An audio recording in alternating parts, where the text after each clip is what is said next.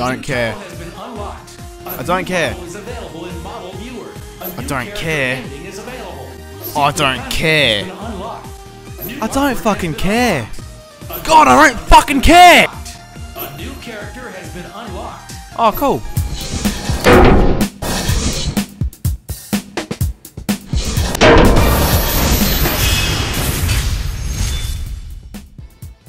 Marvel vs. Capcom 3 is arguably one of the most anticipated fighters to be released this year, and as the name suggests, it places characters from both the Marvel and Capcom universe in a series of brutal fights against one another.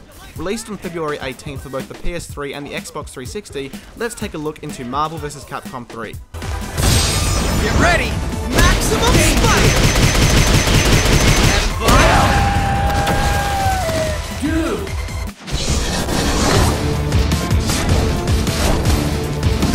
Victor Von Doom together with Albert Wesker have assembled the greatest villains that each of their respective worlds have to offer with an overall plan to conquer both. However, having done so, they have awakened a massive force known as Galactus, who poses an even greater threat to both worlds. Now of course, it is up to the characters from both Marvel and Capcom to stop Galactus and save the world as they know it. And that, ladies and gentlemen, is the story in a nutshell, and as you would suspect, it was merely something that was thrown together to set the scene for people to beat the shit out of each other in fight after fight until they reach the almighty Galactus, defeat him, beat the game, and go back through it all again with a different character. There are character unique cutscenes that are shown following the completion of the game, but they aren't at all interesting. In fact, I just couldn't give a fuck. But is this a bad thing? Nah, not really, especially as players were likely not expecting an immersive plot to be served as a side with their ass kicking, which is the primary factor that drew people to this title. Live and let die! Fight!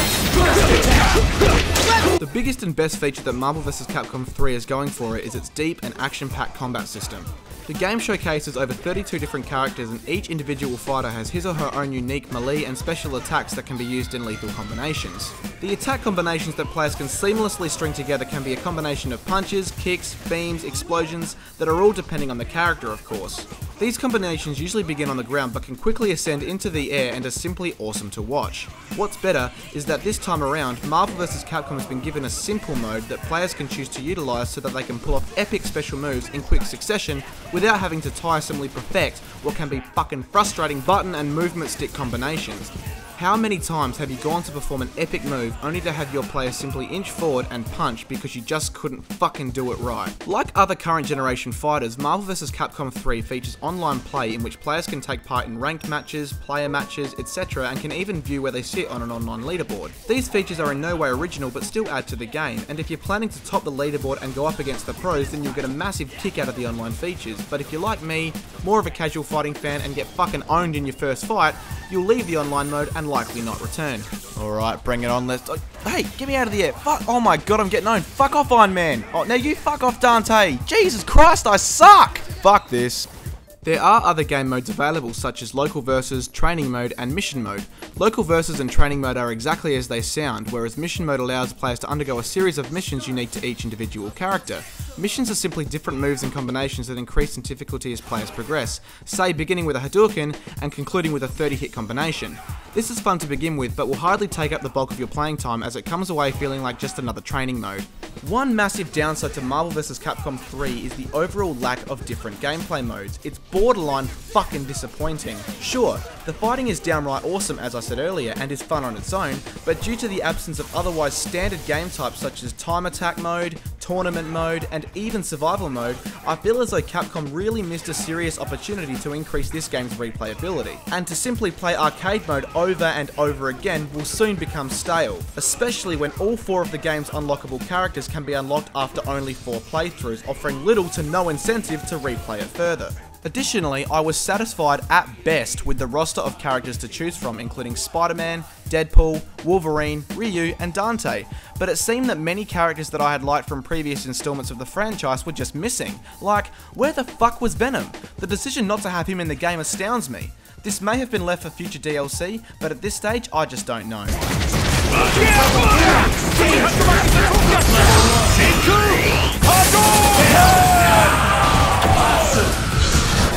On the upside, the game's cel-shaded visuals are colourful and vibrant and just look great. The animation is fluent and the frame rate runs at a constant click, keeping up with all the intensely fast attack combos, which is a massive credit to the game. The character models are now 3D, which is a very nice touch, yet the environments are still in 2D, meaning that players can only move backwards and forwards and straight up into the air.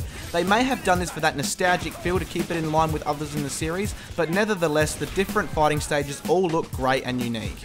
The voice acting is a little cheesy, but what do you expect from a game like this? And to be completely honest, I felt as though the cheesy one-liner dialogue complemented the game by simply adding to the fun, and there were even parts where I laughed my fucking head off. You see that? That's how you beat Wolverine, people. And you don't even need Optic Blast! And to top it off, the fast-paced techno soundtrack accompanies the fighting perfectly and adds to the rush that players will experience when kicking the shit out of their opponent. In summary, Marvel vs. Capcom 3 is definitely at its core a simply awesome fighter that anyone would have heaps of fun playing.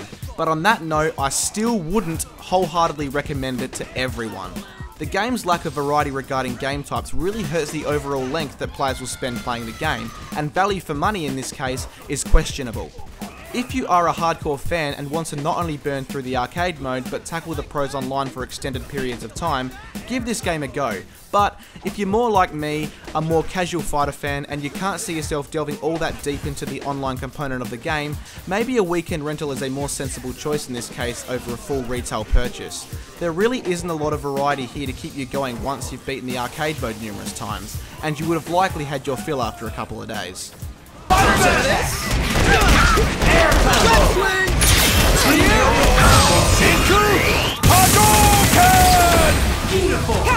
If you enjoyed the video, please hit the thumbs up button below, and for more videos like this one, as well as video game reviews, gameplay commentaries and other game related media, swing over to my channel, and hey, you could always subscribe.